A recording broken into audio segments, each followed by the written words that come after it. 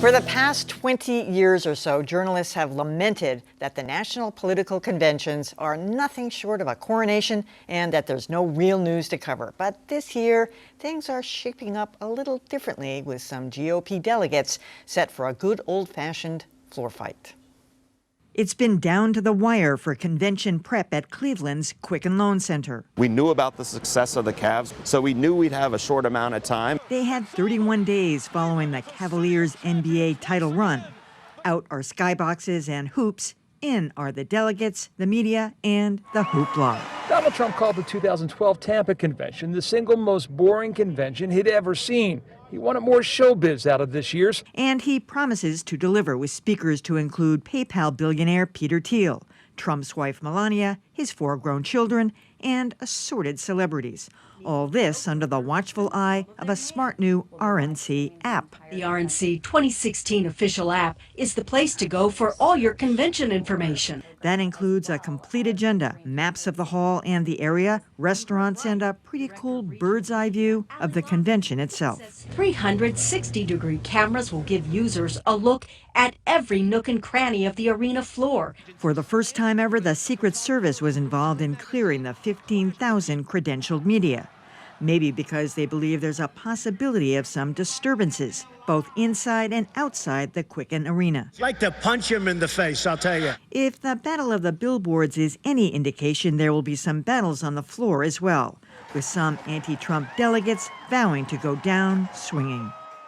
Adam, you're headed out to the convention this Sunday. I mean, they've got to be worried not only about some of the ugliness of, contentious issues on the floor, but violence that has broken out at those Trump rallies that we saw. And let's face it, the threat of terrorism at both of these conventions must loom very large. Well, first off, we should say it looks like a floor fight is not going to happen. I mean, that was effectively squashed in the RNC Rules Committee deliberations this week. So that's going to make it less interesting than it might have. I think it'll make it less likely that we'll see mayhem on the floor, and I'm happy with that outcome. There may be some anyway. I will tell you that the thing that spooks me is the fact that protesters have been told that they can carry guns. Ohio's an open carry state.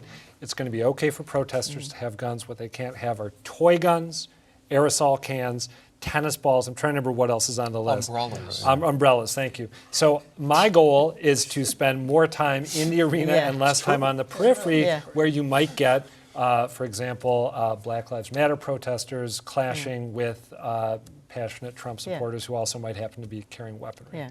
Wow. I don't think it's going to be dull, even if it is dull. Now, let me just say what I mean. First of all, that RNC app, brilliant. Yeah. Because I get so frustrated when I'm watching conventional coverage. Okay, who is that? And who's sitting over there? And I can just go and say, who is that? And get an answer. I think that's brilliant. And what we know now is that they kept saying even though Trump, I know, was a big showman and, entertainment the whole time, but people kept saying that, well, it's so boring, all these people. Hundreds, thousands of people watch this stuff. They've been watching every single thing. Some of it has to do with him. Some of it doesn't have to do with him. So I think no matter what happens, a lot of people are going to watch it. I think the Facebook Live thing is brilliant as well. And I think actually the way some of the networks are talking about covering it 24/7 and in other innovative ways will make it very interesting no matter what's said or not said. Do you think the Democrats will be as interesting? I don't know. If they're using some of these same tools, perhaps. Yeah, I don't know. Sorry, go ahead, Dan. No, I was just going to say that this is the first convention that we've had where you will be able to see a lot of these technologies in play, and it will allow the audience, the people on the floor, the everyday folks, to be engaged in a way that they haven't been in the past. So much of the coverage tends to be about the reporters and what they observe out there, but I think some of the more interesting things sometimes can come from individuals tucked away, and technology allows that information to get out through streaming, Facebook Live, et cetera. Have you downloaded the app yet? I have not downloaded the app. I would be all over that. I was going to say, I think the most interesting thing at the Dems will be seeing if Bill Clinton goes off the rails, which I'm going to predict he does. We'll see. He will go right off the rails. I've covered 4 conventions, and because I worked for the Boston Phoenix, an alternative paper, I never felt compelled to stay inside the building. I usually stayed outside the building looking for other kinds of stories.